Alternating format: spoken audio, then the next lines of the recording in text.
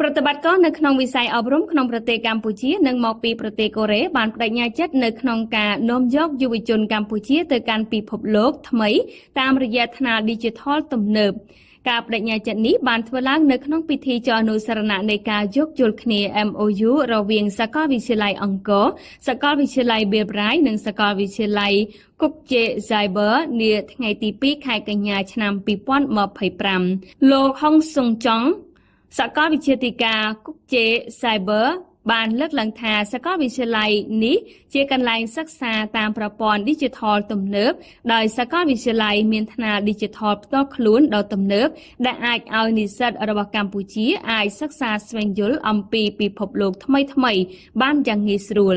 លោកបន្តថាការចុះ MOU នាពេលនេះជាការនាំយកនិស្សិតកម្ពុជាទៅកាន់ពិភពលោកថ្មីទំនើបតាមរយៈថ្នាល Digital ស្របតាមយុគសម័យបច្ចុប្បន្នជាមួយគ្នានេះលោកសាស្ត្រាចារ្យបំរុងបណ្ឌិតហេងប៊ុនសុងនៅសាកលវិទ្យាល័យអង្គរក៏បានលើកឡើងដែរថាការចុះ MOU នាពេលនេះក៏ជាផ្នែកមួយ